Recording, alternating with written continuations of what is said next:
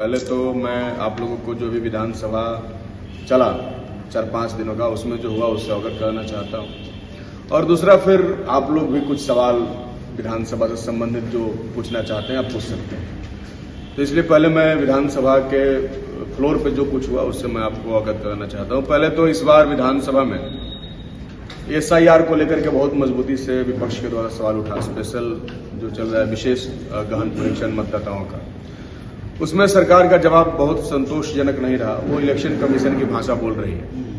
कल supreme court of India ने भी इलेक्शन कमीशन से बहुत तीखे सवाल पूछे हैं कि आप आधार कार्ड और वोटर ID कार्ड को क्यों मान्य नहीं कर रहे हैं। इस पर उन्होंने अभी तक जवाब नहीं दिया है।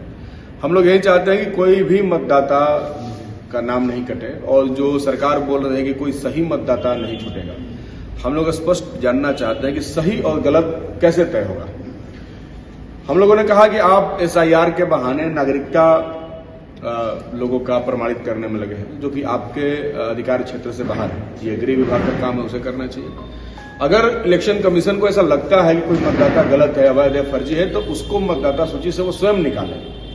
बल्कि जो पहले से जिनका नाम मतदाता सूची में है उनसे दोबारा पे कागज मांगना और ये कहना कि आप प्रूफ करिए कि आप मतदाता हैं, जो 40 साल से 50 साल से मतदान करते आ रहे हैं, उनसे आप कौन होते हैं पहचान पत्र मांगने वाले। तो कहीं से भी उचित नहीं है। हम लोगों का जो संशय रहा विधानसभा की कार्रवाई और सरकार के जवाब के बाद, वो संशय और गहराया है। हमें लगता है कि कोई साजिश है जिससे गरीबों का वोट जो है काट दिया जाए। तो ये बहुत चला, 4-5 दिन इस पर विरोध हुआ। बाकी कुछ बहुत जरूरी सवाल, जैसा कि आप सब जानते हैं कि विधानसभा में जनता से जुड़े हुए बहुत सारे सवाल हम लोग हमेशा उठाते रहे। स्वास्थ्य सुविधाओं को लेकर के एक चिंता हमेशा बनी रहती है। अभी भी डॉक्टर लोग हड़ताल पे हैं। एंटी रेबीज सुई देने के बाद एक मरीज का मौत हो गया था, उसके बाद पूरा मामला गहराया हुआ है। चूंकि इंफ्रास्ट्रक्चर जो हेल्थ का है वो बहुत खराब है, कोई जिम्मेदारी लेने के लिए तैयार नहीं है। एंटी रेबीज सुई सरकार के द्वारा सप्लाई किया जाता है अस्पतालों में, तो सप्लायर का दोष है, सरकार का दोष है। वो गलत दवाई दिया होगा, डॉक्टर ने उसी को दिया। इसलिए FIR तो वाकई में होना चाहिए जिन्होंने उस दवा का सप्लाई किया, लेकिन बिना मतलब का मामला को उलझाने का कोशिश हो रहा है। हम जानते हैं कि हेल्थ इंफ्रास्ट्रक्चर में हम बहुत पीछे हैं। हमारे पास ICU नहीं है। ICU को लेकर के हमने विधानसभा में सवाल किया। आप सबको पता है, पिछले दिनों यहां मुख्यमंत्री के आगमन के दिन ICU शुरू किया गया था और उसके अगले सुबह उसको बंद कर दिया गया। दूसरे दिन सुबह यहां एनेस्थेसिया नहीं है, यहां डॉक्टर्स नहीं है। इसलिए हम लोगों ने ये सवाल उठाया, तो सरकार का जवाब जो है बहुत फर्जी टाइप का है और बहुत गलत है। जैसा कि आप लोगों को भी मैंने इसको प्रोवाइड कराया है, जिसमें वो कह रहे हैं कि हमने कहा कि डुमरांव में, बक्सर में और डुमरांव अनुमंडल अस्पताल में ICU नहीं है, जिसके वजह से लोगों को दिक्कतें होती है। तो उन्होंने कहा कि डुमरांव में तो नहीं खुलेगा, वहां मेडिकल कॉलेज बन रहा है, उसमें शुरू होगा। लेकिन बक्सर में वो लिख रहे हैं कि क्रियाशील है, जबकि आप सब यहाँ के पत्रकार हैं और आपके माध्यम से हम नागरिकों से कहना चाहते हैं कि सरकार को ऐसा झूठ नहीं बोलना चाहिए। बक्सर का हर नागरिक जानता है कि यहाँ का ICU क्रियाशील नहीं है। आप जाकर पता कर सकते हैं, ग्राउंड रिपोर्ट देख सकते हैं, बिल्कुल नहीं है। तो ये सरकार ही अगर इतनी झूठ बोलने लगे, झूठा जवाब देने लगे, तो फिर जनता कहां जाएगी। इसलिए हम लोग इसके लिए लगातार लड़ाई लड़ रहे हैं कि ICU शुरू हो। दूसरा सवाल हम लोगों ने पानी से संबंधित किया। आप जानते हैं कि हमारे क्षेत्र में पानी का संकट दिन पर दिन और गहरा हो रहा है।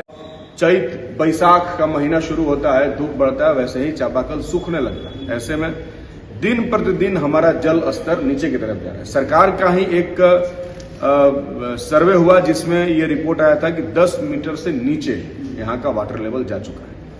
हम लोगों ने सरकार से कहा कि भाई इतना नीचे जाने के बाद, चूंकि आपका नल जल तो फेल है, नल जल चल नहीं रहा पूरा बिहार में, उसकी वास्तविकता जो है वो सब जानते हैं। इसलिए आप हर वार्ड में कम से कम 5 चापाकल का व्यवस्था करा दीजिए, ताकि हम जो है इस समय जो भूगर्भ जल स्तर इतना नीचे चला गया है, भूजल स्तर इतना नीचे चला गया है, उससे लोगों को हम उसका इंतजाम कर सके पानी का। लेकिन अभी इन्होंने इस बारे में भी बहुत नकारात्मक जवाब दिया है। इन्होंने वहीं एक लंबा चौड़ा कि PHED के द्वारा इतना 924 वार्डों में इतना ये सब किया गया, नल जल से सबको पानी मिल रहा है। और सबसे दुखद बात है, मैंने कल ही आगे सिक्योरिटी इंजीनियर से पूछा, ये जो जवाब है इसे सहमत है आप? सिक्योरिटी इंजीनियर PHED से हमने कहा कि आप सहमत हैं कि पेयजल का संकट नहीं है? आप सीधा लिख रहे हैं कि बक्सर जिला में पेयजल का संकट ही नहीं है। और हमारे पास रोज कॉल्स आते हैं, हमसे रोज लोग मिलते हैं और कहते हैं कि भाई यहाँ पेयजल है नहीं, हमको चापाकल दीजिए, और चापाकल सरकार दे नहीं रही है। तो हम लोग तो भाई फंसते रहते हैं, लोग कहते हैं कि विधायक ही नहीं दे रहे। लेकिन असल में है कि जब से इन्होंने 7 निश्चय योजना के तहत नल जल लगाया, उसके बाद से कहीं चापाकल देने का प्रावधान ही नहीं रहा। कुछ चापाकल आपदा विभाग से आता है जिसको हम लोग देते हैं।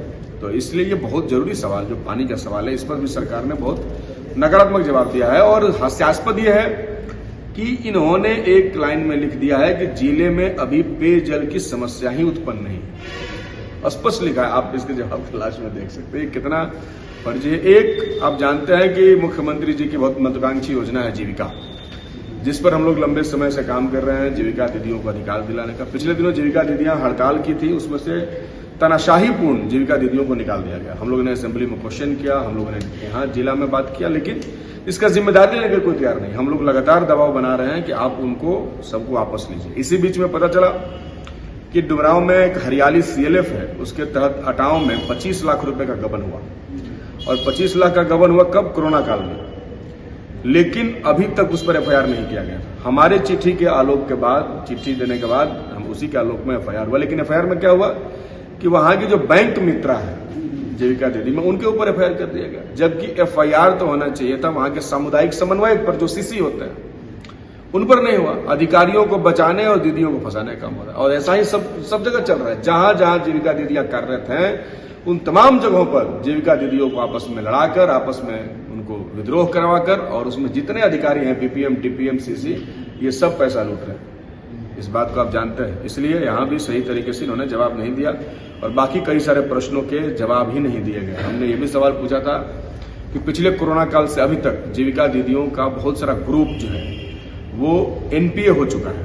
उन्होंने लोन लिया, नहीं लौटा पाए, गरीब आदमी है। तो जो भी ग्रुप NPA हो जाता है, उस ग्रुप को दोबारा लोन नहीं मिलता, तो वो तो NPA हो गया। तो ऐसे ग्रुप्स का लोन माफ करने का सवाल हमने सरकार से उठाया था, उस पर भी उनका नकारात्मक जवाब है, उस पर भी उन्होंने सही और उचित जवाब नहीं दिया। तो ये कई सारे सवाल थे, जिसका जवाब आया है उसके बारे में मैंने आप लोगों को बता दिया, जो विधानसभा के अंदर हुआ।